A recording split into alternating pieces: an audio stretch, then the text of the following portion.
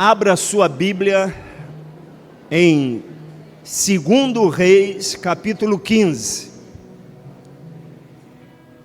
2 Reis, capítulo 15. Estarei orando agora enquanto você procura. Deus, consagramos então esse momento santo, sagrado, Senhor, de leitura da Tua Palavra. Nos ajuda, Senhor. É uma manhã voltada para interceder a favor da família, do matrimônio e também das futuras famílias que se formarão, Senhor, debaixo da Tua vontade, debaixo da Tua interferência, Senhor. Então, perdoe os nossos pecados, perdoe os nossos muitos pecados, as nossas ofensas contra Ti, Senhor, que o sangue do Teu Filho Jesus, Senhor, nos purifique mais uma vez nessa manhã, para participarmos dessa mesa, Senhor, ó Deus, e declarar a nossa fé, Senhor, ó Deus, inviolável na Tua presença, Senhor, que caia por terra toda e qualquer barreira, toda e qualquer interferência maligna, em nome de Jesus. Senhor, vasculha os quatro cantos da Tua casa, Senhor, e da nossa casa também, Senhor. Visita lá o nosso lar, Senhor, e livra o nosso lar de toda presença maligna.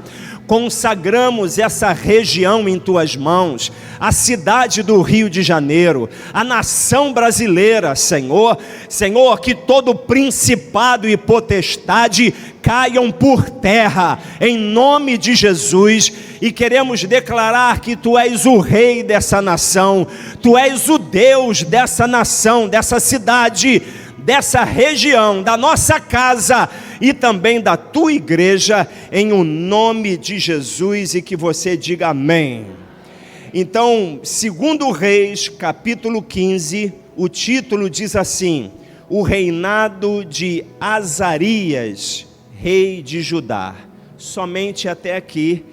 Nós vamos agora ler esse mesmo texto lá em 2 Crônicas, mas Azarias é o famoso rei Uzias, ok? Ele também era chamado de Azarias. Então vamos lá, 2 Crônicas, capítulo 26. Ao invés de ler esse texto aqui em 2 Reis, nós leremos 2 Crônicas 26, a partir do verso de número 3. Aqui já, em Crônicas, chama o rei Azarias de rei Uzias, ok? Você pode ver até o texto aqui, o título desse texto. Mas vamos ler o verso de número 3 e vamos pular alguns versos para adiantar a leitura. Uzias, verso 3. Tinha 16 anos de idade quando começou a reinar e reinou 52 anos em Jerusalém. A mãe dele se chamava Jecolias e era de Jerusalém. Ele fez o que era reto aos olhos do Senhor, segundo tudo o que Amazias, seu pai, havia feito. Propôs buscar a Deus nos dias de Zacarias, que era sábio em visões de Deus. Enquanto Uzias buscou o Senhor, Deus o fez prosperar. Verso 15 agora. Em Jerusalém, ele fabricou máquinas inventadas por homens peritos, que foram colocadas nas torres e nos cantos das muralhas, para atirarem flechas e grandes pedras. A fama de Uzias se espalhou até muito longe, porque ele foi maravilhosamente ajudado até se tornar muito poderoso. Mas depois que Uzias se tornou poderoso, o coração dele se exaltou para a sua própria ruína.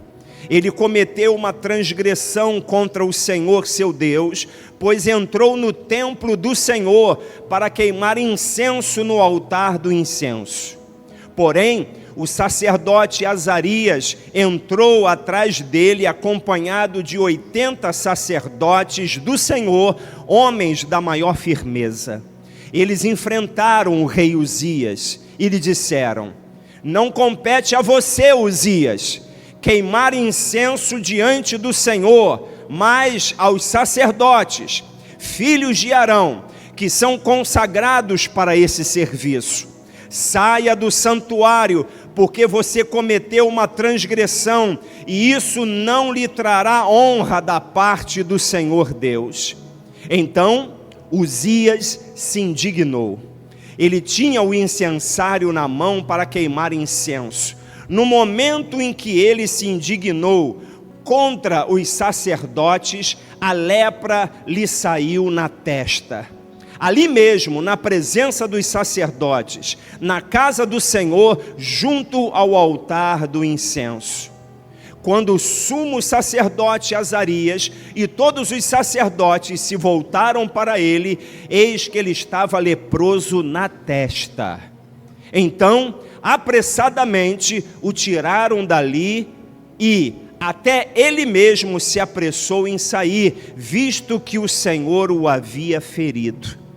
Assim, o rei Uzias ficou leproso até o dia da sua morte, e nós vamos parar até aqui. Já nos deu o entendimento desse capítulo e do rei ao qual hoje será alvo da nossa mensagem. Deixa a sua Bíblia aberta e nós voltaremos para ela, se assim for a vontade do Senhor. Então, como nós acabamos de ler, mas especificamente aqui em Crônicas, Uzias, ele tinha 16 anos de idade quando foi consagrado rei, e ele fez o que era reto aos olhos do Senhor, e reinou em Jerusalém durante 52 anos. Seu reino foi marcado por grande prosperidade. O povo amava o rei Uzias, porque a prosperidade, ela se multiplicou de uma forma no Reino do Sul, na tribo de Judá, ao qual todos até glorificavam a Deus pela vida desse rei, ao qual conquistou muitas entradas e saídas militares. Ele construiu várias cidades fortificadas, isso é, o Reino do Sul não prosperava tão grandemente desde a época do rei Salomão. Então todos estavam amando a liderança do rei Uzias. A sua fama, como nós lemos, entre as nações foi grandiosa. Tudo porque ele foi maravilhosamente ajudado por Deus. Queira você nessa manhã ser também maravilhosamente ajudado por Deus. Queira você nessa manhã ser alvo dessa ajuda maravilhosa que vem da parte de Deus, porque é ela que nos exalta, é ela que nos faz prosperar, é ela que nos cura, é ela que nos dá vitória contra o inimigo. Então, o grande profeta Isaías, chamado também do profeta Palaciano, ele era parente do rei Uzias e era o principal profeta do rei. O profeta Isaías, ele era um profeta do palácio, da nobreza, e ele era usado por Deus grandemente também a favor do rei Uzias. Mas a história do rei Uzias é um lembrete para nós. Um lembrete para não sermos orgulhosos e nem tentar fazer coisas segundo a nossa vontade. Esse capítulo, esse rei nos traz um lembrete, apesar dele ser um rei, e foi um rei consagrado, e fazia o que era reto aos olhos do Senhor, ele cometeu uma loucura. Ele permitiu que a sua própria vontade prevalecesse no seu coração, e entrou no templo do Senhor para fazer aquilo que ele não foi chamado para fazer. Que grande aprendizado nós estamos recebendo como esse lembrete. Em que sentido? De fazer aquilo que Deus manda fazer. Aquilo que Deus não está mandando você fazer, não se aventure. Por mais perseverante que seja, por mais ousado e corajoso ou corajosa que seja, não faça aquilo que Deus não está mandando você fazer.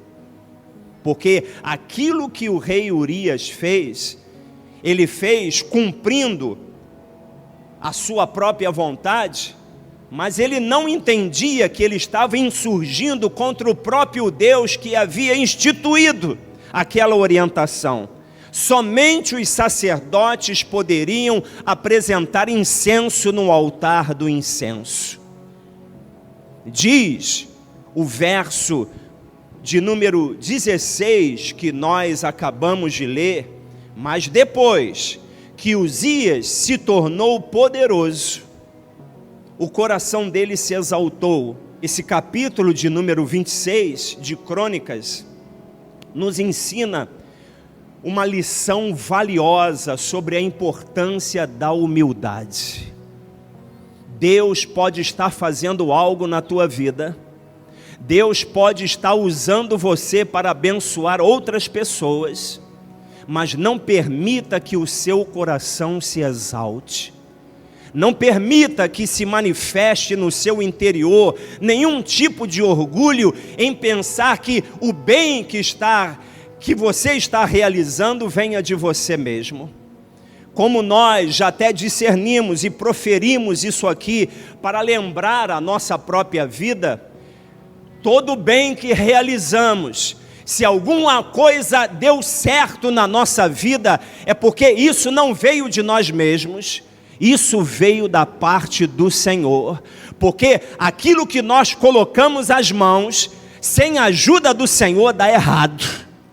Mas aquilo que colocamos as mãos e vem uma ajuda maravilhosa do Senhor, isso acaba dando certo, mas não para a nossa própria honra, não para a nossa própria glória. Não pensar que nós somos bons e que agora todos precisam nos respeitar. O que nós já aprendemos ao longo da meditação bíblica, ao longo desses anos de jornada de leitura bíblica, essa leitura sistemática de cada livro, é entender que o orgulho, ele não se manifesta no início da nossa vida, ele não se manifesta no início da nossa carreira, mas ele se manifesta do meio para o fim. Então, quando nós nos envolvemos com algo, e esse algo começa a dar certo, e passa-se décadas, e passa-se anos, e as coisas continuam dando certo, e continuamos sendo alvos da maravilhosa ajuda de Deus, a nossa tendência, a tendência do nosso coração também é se exaltar. Porque o nosso coração não é diferente do rei Uzias. O coração humano, ele é tendencioso a se orgulhar quando as coisas dão certo. Então, vigie o seu coração. Vigie os pensamentos que norteiam a sua mente. Porque Uzias entrou no templo para fazer aquilo que era somente designado aos sacerdotes. Essa iniciativa impetuosa de Uzias não ficou impune. Isso é, uma lepra saiu na sua testa. Assim acontece com aqueles que desrespeitam a vontade de Deus. Nós sabemos que rei Davi era um homem segundo o coração de Deus, Porque ele se importava com a vontade de Deus. Ele não simplesmente se entregava à sua própria vontade e à vontade do seu coração, mas ele tomava cuidado. Senhor, é da tua vontade que eu faça isso? Como é agradável a Deus vivermos uma vida também assim. Uma vida ao qual nós exercemos a nossa dependência no Senhor. Porque Deus nos deu raciocínio, Deus nos deu sabedoria, mas nós sabemos que a sabedoria humana é loucura para Deus. E a sabedoria de Deus é loucura para o homem, porque Deus às vezes nos surpreende, nos aconselhando coisas absurdas, porque na nossa visão o caminho certo é pela direita, mas o Senhor diz, vá pela esquerda. Por isso que o justo, ele precisa viver pela fé, por aquilo que os seus olhos não veem, mas por aquilo que sai da boca do Senhor. Não só do pão viverá o homem, mas de toda palavra que sai da boca de Deus. Antes de ser atingido na testa pela lepra, até o dia da sua morte, assim ele ficou, Uzias, ele teve uma oportunidade diante do aviso de Deus para ele. Às vezes, Deus nos avisa de uma forma branda. Às vezes, Deus nos avisa de uma forma cuidadosa e até longânima. Isso é, o aviso de Deus, ele às vezes coloca um tempo de 1 ano para que a nossa forma de pensar, de agir e de falar mude. E Deus age de forma longânima. Às vezes a longanimidade de Deus, ela acaba trazendo uma outra interpretação na nossa mente. Por quê? Nós estamos fazendo algo segundo a nossa vontade, mas está dando certo. Mas Deus está sinalizando, abandone isso, abandone essa forma de pensar, abandone essa forma de agir, abandone essa forma de falar, isso não está me agradando. E Deus dá um tempo, mas esse tempo às vezes nós interpretamos de uma maneira totalmente enganosa.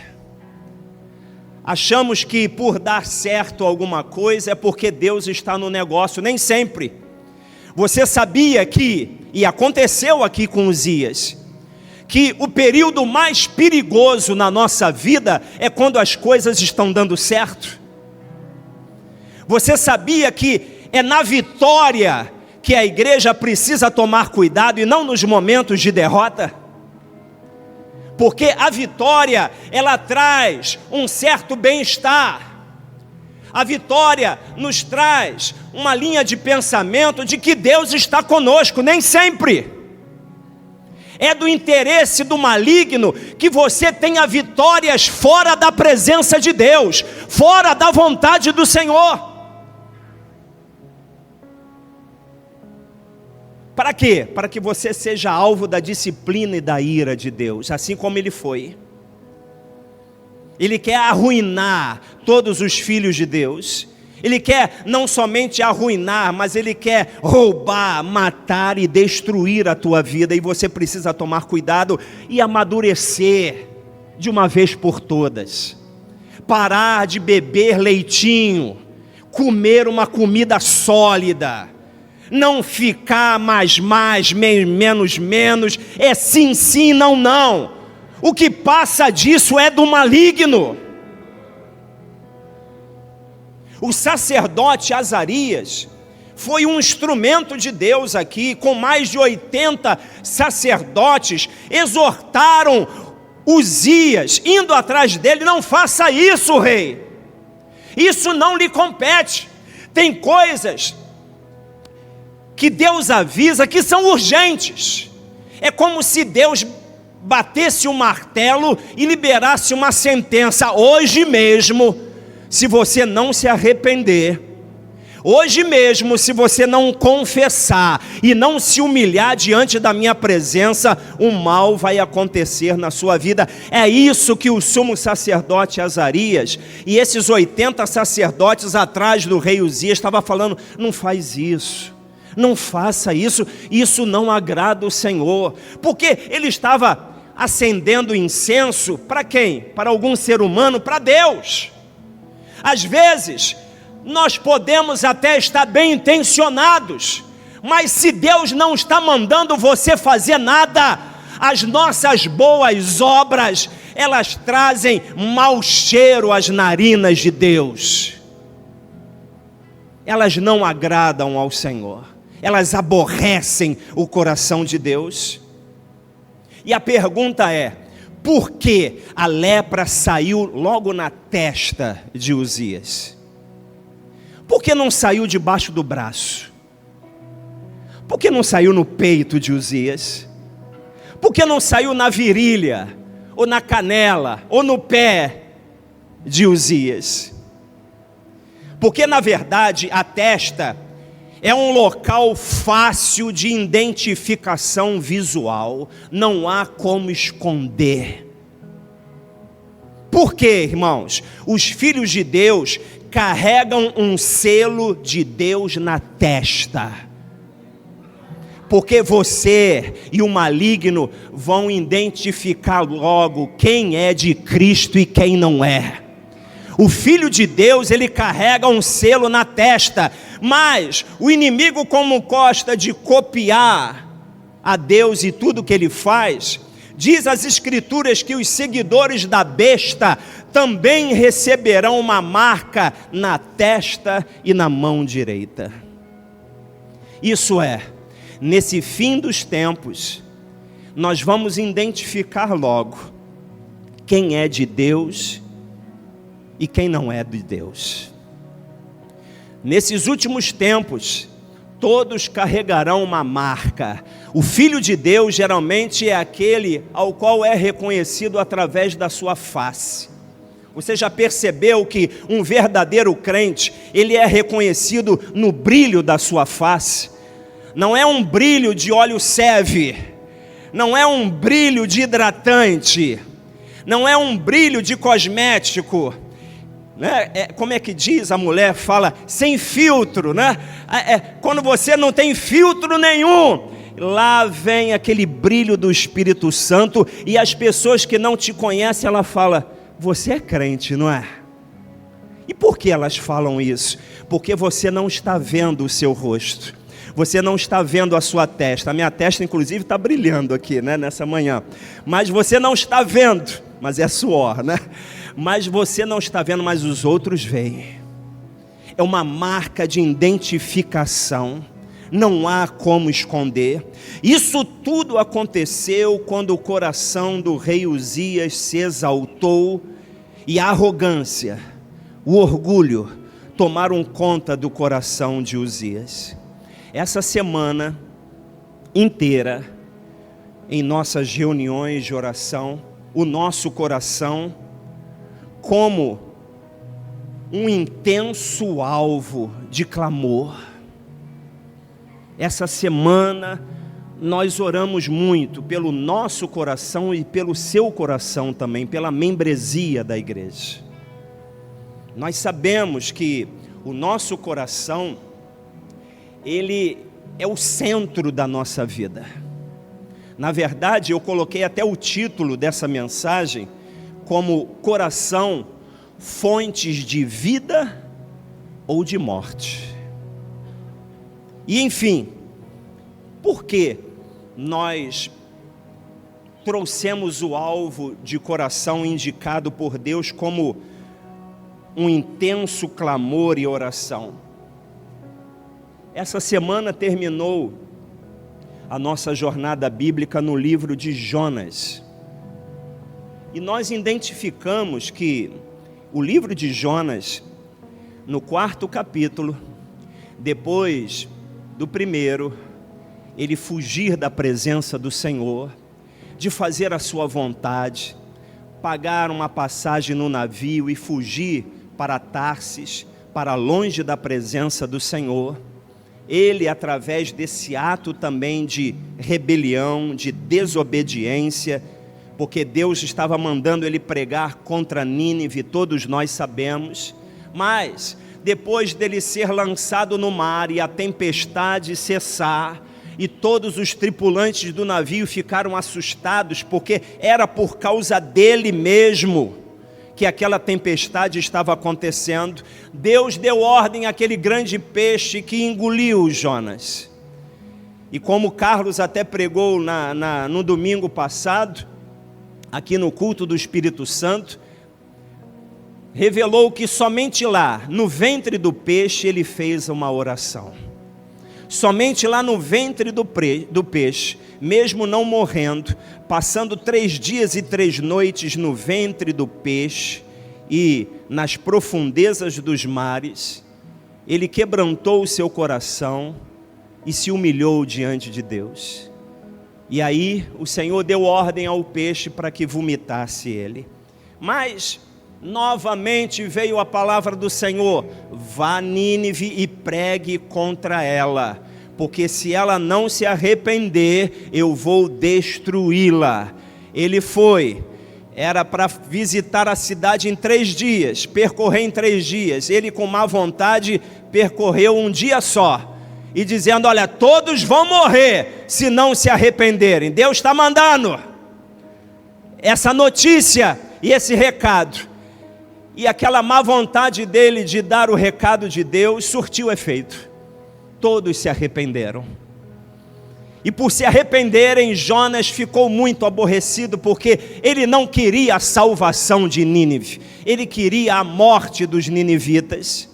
E termina o capítulo assim: Jonas, depois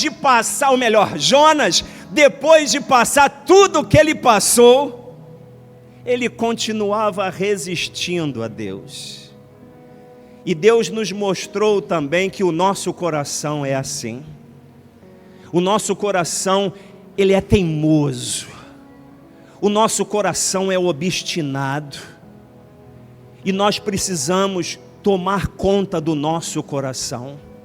Nós lembramos essa semana que em Provérbios, Salomão disse no capítulo 4, não precisam abrir: de tudo que se deve guardar, guarde bem o seu coração, porque dele procedem as fontes da vida.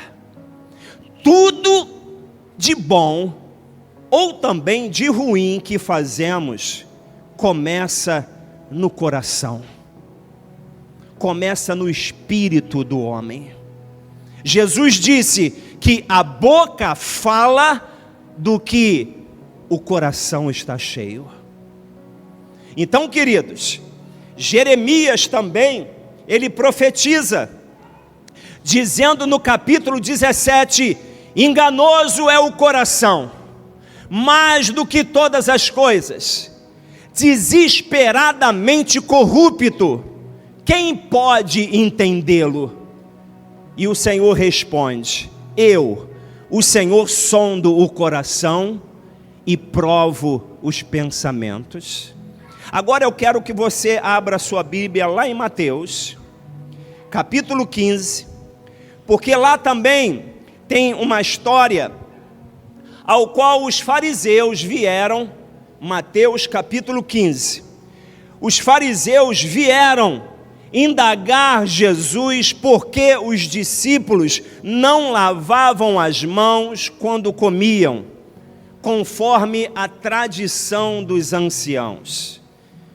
Porque se na verdade os discípulos fossem considerados impuros, então o mestre deles também era considerado impuro.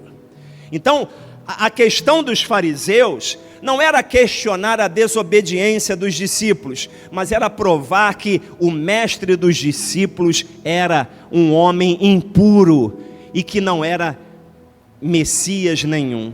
Então, a partir do verso de número 7, Jesus responde a esses fariseus dizendo assim: hipócritas, bem profetizou Isaías a respeito de vocês, dizendo: esse povo me honra com os lábios, mas o seu coração está longe de mim. E em vão me adoram, ensinando doutrinas que são preceitos humanos.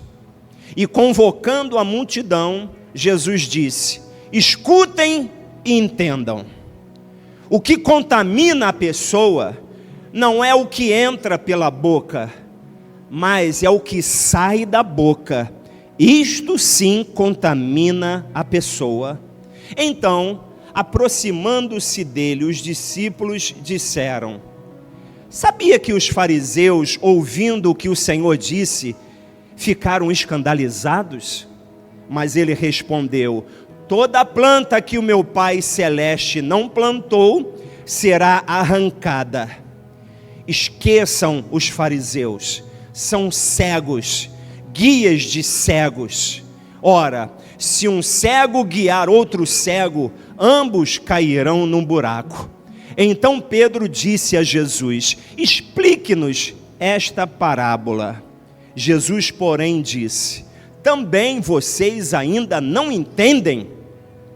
Não compreendem que tudo que entra pela boca desce para o estômago e depois é eliminado? Mas o que sai da boca vem do coração. Repita comigo: mas o que sai da boca vem do coração. Mais uma vez: mas o que sai da boca vem do coração. E é isso que contamina a pessoa. Porque do coração procedem maus pensamentos, homicídios, adultérios, imoralidade sexual, furtos, falsos testemunhos, blasfêmias. São essas coisas que contaminam a pessoa, mas comer sem lavar as mãos não contamina. Então Jesus estava explicando que aquela impureza que os fariseus queriam acusar de que Jesus era impuro, na verdade, a impureza, ela vem do coração. Nós recebemos um novo coração do Pai. Aqueles que aceitam Jesus Cristo como Senhor e Salvador e nascem de novo, eles recebem um novo coração. E nesse coração existe uma fonte de vida. Aquele que crê, do seu interior fluirão rios de água viva. Que coração é esse? É um novo coração gerado por Deus. Mas não quer dizer que o antigo coração mau e pecador foi retirado da nossa vida. Por isso que o coração, como nós falamos, ele é uma fonte de vida e ao mesmo tempo uma fonte de morte. Cuidado da onde você está tirando os seus pensamentos. Cuidado de qual coração você está tirando as suas conclusões e as suas interpretações. Se vem do Espírito Santo de Deus, você receberá vida. Mas se vem do seu coração humano, você vai receber morte, dores e sofrimento. Então, queridos, guardar o coração não significa esquecer da situação que nós vivemos, mas é meditar, é aprender com ela. Aprender com ela o quê? Aprender com a situação, porque nem sempre nós acertamos. Mas não é porque às vezes erramos que nós não podemos aprender com os nossos erros. É preciso meditar segundo as Escrituras e discernir de que fonte está vindo aquela linha de pensamento. Se aquela linha de pensamento Deus está mandando você fazer, então faça.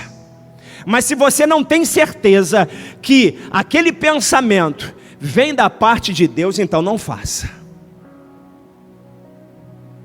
A tua palavra é luz para o meu caminho e lâmpada para os meus pés. Através da palavra nós discernimos. Os nossos pensamentos também são discernidos. E mais, é isso. Os maus pensamentos, homicídios, adultérios, imoralidade sexual, furtos, falsos testemunhos, blasfêmias, é isso que contamina a nossa vida. É isso que nos torna impuros. Esse ano, eu fui no hotel com a minha esposa, inclusive ela não está aqui, está participando de um congresso lá em Curitiba. Eu falei, acordei cedo, falei, vou lá queimar a banha um pouquinho. Fui, fiz a musculação, depois fui para a esteira. Quando eu cheguei na esteira, tinha lá, no local onde coloca a garrafa, um fone de ouvido sem fio, uma caixinha preta. Abri, o fone de ouvido estava dentro, falei, poxa, bonito. Aí deixei lá, olhei para um lado e para o outro, estou fazendo a esteira. Falei, poxa, a pessoa vem buscar. Passa 10 minutos, passam 20, passam 30, passam 40. Aí, o que o pensamento começa a se manifestar? Pega isso e leva. Eu falei, se não aparecer ninguém... Aí o outro pensamento do outro coração falou assim, entrega aquilo àquele homem responsável por esse local. Aí o pensamento, o coração mau falou, não, você vai entregar ele, a pessoa não vem buscar, isso vai ficar para ele. E você pode ficar, você não tem. Aí eu lá na esteira, isso pensando, olha só os pensamentos. E eu lá na esteira e o pensamento falando, não, olha, achado não é roubado. Você achou, a pessoa de repente já foi até embora. E eu andando, né? Andando e pensando. Eu falei, vou levar mesmo. E acabei 50 minutos de esteira, botei no bolso e fui tomar um café. Peguei tudo, quando sentei na mesa, arrastei a cadeira, aí veio uma voz mais forte. O Espírito Santo disse assim, entrega isso, isso não é seu. Mas Senhor, pensamento ele é teimoso, irmão, nós somos teimosos, mas Senhor, se eu entregar para aquele homem, ele vai ficar para ele, então Senhor, quase que eu falei para Deus, achado não é roubado, né Senhor? Entrega. E Deus disse assim, você tem dinheiro para comprar um melhor fone do que esse. Sim, Senhor, o Senhor tem me dado, tá bom, eu vou devolver. Mas o café nem desceu direito, né irmãos? Desceu. Falei, vou lá, mas fiquei feliz e não resisti a Deus. Em poder voltar e chegar lá naquele instrutor que estava lá, falei, olha, abri a porta da academia de novo, né? Aí ele disse, voltou? Eu falei, não, é que eu achei ali esse fone, acho que alguém deixou aí. Deixa comigo, qualquer coisa eu entrego, valeu. Aí aquela voz, vai ficar para ele. Eu falei, deixa para lá. Senhor, fui embora, mas fui feliz da vida, porque consegui obedecer a Deus. Eu consegui não me apropriar de algo que não é meu. Mas olha a luta que é no coração. Isso acontece com o pastor? Acontece! O pastor também tem um coração humano e pecador. O coração é enganoso, é desesperadamente corrupto. Assim como o rei Uzias, o nosso coração também nos impulsiona a fazer o que queremos, sem se importar com aquilo que agrada a Deus ou desagrada a Deus. Por isso que o nosso coração é chamado de sala de controle. Ali as decisões são tomadas. Antes de qualquer coisa, você mesmo já está pensando em algo. Deus já está te mostrando lá aquele fone que você pegou, devolve isso. Devolve o chinelo, devolve, não é seu. O que não é seu, não é seu. Melhor é obedecer a Deus do que sacrificar. Não ficarão impunes aqueles que desrespeitam a vontade de Deus. Não vai ficar. Às vezes, Deus, por ser longânimo, demora 1 ano, demora 2 anos. Deus esqueceu. Não esqueceu, não.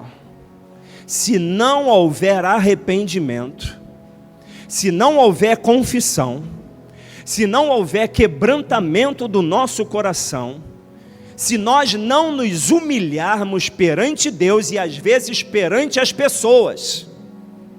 Como é isso, pastor? Às vezes você está pensando mal de alguém e Deus fala assim: vai lá e pede perdão àquela pessoa. Não, Senhor, não precisa. Vai lá. Deus não está mandando. Por que Deus manda isso? Porque o orgulho, ele só é estancado através da exposição. Por isso que o orgulhoso, ele esconde as coisas. Uma pessoa orgulhosa, ela só libera as suas qualidades. Ela só libera as coisas boas da sua vida. Por isso que é bom falar dos nossos defeitos, porque fere essa natureza. É bom, porque aqueles que se humilham, olha, eu preciso me humilhar. Aqueles que se humilham perante a poderosa mão de Deus, no momento oportuno Deus os exalta. É preciso. Às vezes, no processo de humilhação, como da mulher adúltera, e olha que nós falamos aqui que o adultério, disse Jesus, também vem do nosso coração. A mulher adúltera estava sendo acusada, ela fazia parte do povo de Deus. Ela não era para estar naquela prática de adultério. Com certeza Deus falou 1, 2, 3, se passou 1 ano, 2 anos, se passar um período, ela não abandonou aquilo. O que aconteceu? Ela foi corrigida publicamente. O orgulhoso não gosta de ser envergonhado, exposto. Tem pessoas que dizem assim: é por isso que eu não me envolvo, porque as pessoas ficam falando, olha, se você fica preocupado com a sua própria vida, guardando a sua própria vida, você vai perder. Mas se você entregar a sua vida pela causa de Cristo, passar humilhações, receber pedradas, ser até alvo de maus comentários, mas por fazer aquilo que agrada a Deus, Deus vai exaltar você. Deus vai te colocar numa posição de honra. E aqueles que estão falando coisas que não vêm da boca de Deus, vão prestar conta com Ele. Não precisa fazer justiça com as próprias mãos. O nosso Deus é vingador. Às vezes, eu tomo decisões aqui, em que eu nem explico. Porque não adianta explicar, Deus está falando comigo, não está falando contigo. Mas se você for perguntar a Deus, por que o pastor está tomando essa decisão, talvez ele responda a você. Se você chegar com ele humildemente, querendo entender algumas decisões que são tomadas. Vários casos já aconteceu na nossa igreja, e quando acontece um caso no meio da semana, assim, muito turbulento, a igreja até enche, dizendo, vamos lá ouvir o que o pastor vai falar. Eu não falo nada, eu prego a palavra. Eu prefiro falar mal de mim do que dos outros, porque eu conheço o meu coração, irmãos. Eu estou aqui por causa da graça de Deus, da misericórdia do Senhor. Eu não mereço, nenhum de nós merecemos. Se nós chegarmos assim, humildemente na presença de Deus, como isso agrada ao Senhor, irmãos. Certa vez eu já contei isso aqui, mas vou repetir. Tem pessoas novas aqui.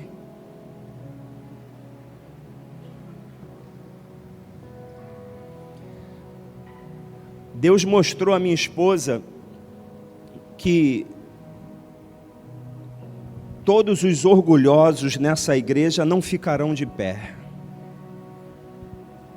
Eles serão arrancados.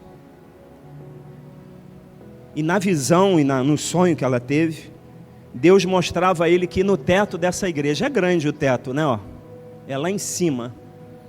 Quer dizer, é um espaço grande. E lá no teto da nossa igreja tem uma hélice, assim, ó. Geralmente o orgulhoso, ele cresce. E todos os orgulhosos tinham a cabeça decepada por essa hélice que há no teto dessa igreja. Porque todo orgulho é um pecado cometido contra Deus.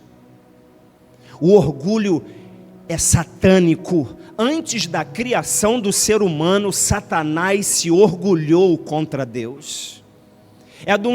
É um dos pecados mais nocivos e letais, ao qual o ser humano tem orgulho no seu interior, porque ele comeu da árvore do conhecimento do bem e do mal que Deus não mandou ele comer. Aquela árvore contaminou o coração do homem, fez com que o homem caísse da posição ao qual Deus o tinha colocado. Mas graças a Deus que o segundo Adão, Jesus Cristo, veio ao mundo e nos livrou de todo o mal. Deus quer que você trate diante dele a tua fonte de vida, antes que você colha consequências dolorosas e até mortais. Porque Uzias, ele ficou leproso até a morte. Às vezes um mal acontece na nossa vida, mas esse mal não acompanha a nossa vida até a morte. Mas com Uzias foi diferente. Porque o que ele fez foi contra Deus. Curve a sua cabeça. Aqueles que estão escalados, por favor, me ajudem. Vamos orar. Senhor, quantos hoje não conseguem esconder o que pensam, o que fazem, o que falam, Senhor? Porque eles foram atingidos na testa, para todo mundo ver. Tem vidas que estão expostas.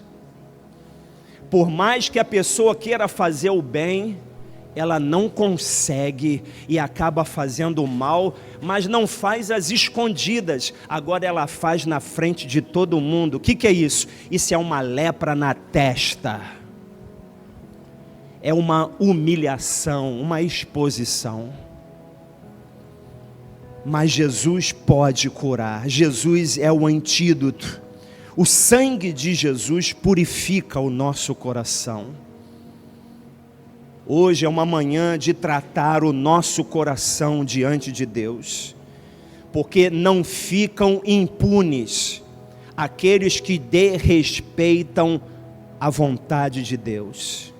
Se você não está aí nem para o que Deus pensa a respeito, tome cuidado, porque você pode colher espinhos, dores, sofrimentos desnecessários. Hoje, por você ouvir essa palavra, você não é mais inocente. Deus está falando com você. Se outrora você não tinha entendimento, hoje o Espírito de Deus te deu entendimento, para que você possa lutar. Não é lutar contra o vizinho, não é lutar contra quem te persegue, é lutar contra o seu próprio coração, é discernir isso, que esse pensamento do meu coração não agrada a Deus. Senhor, me ajuda, porque eu quero fazer aquilo que te agrada. Eu clamo pelo teu sangue, Senhor, purifica essa fonte de vida que é o meu coração, Senhor, para que eu possa fazer aquilo que te agrada e não aquilo que te desagrada. Então vamos servir a mesa do Senhor. Se você tem Jesus Cristo como Senhor e Salvador da tua vida, Não caia no argumento do mau coração, dizendo que você não é digno, porque ninguém é digno. Nós somos justificados pelo sangue do Cordeiro. É o sangue de Jesus que nos purifica. Todos nós estamos constantemente sendo contaminados pelo nosso coração, porque nós temos 2 corações dentro de nós. Temos até 3. Um coração humano, que não é desse que eu estou falando, de carne. Eu estou falando de algo espiritual. Eu estou falando de um coração da natureza humana decaída e do coração gerado pelo Espírito Santo. Há uma guerra, uma batalha dentro de nós. Mas Deus vai te dar graça, se você tratar disso humildemente hoje, não somente hoje, mas todos os dias. Todos os dias lembrar que você tem uma fonte dentro de você.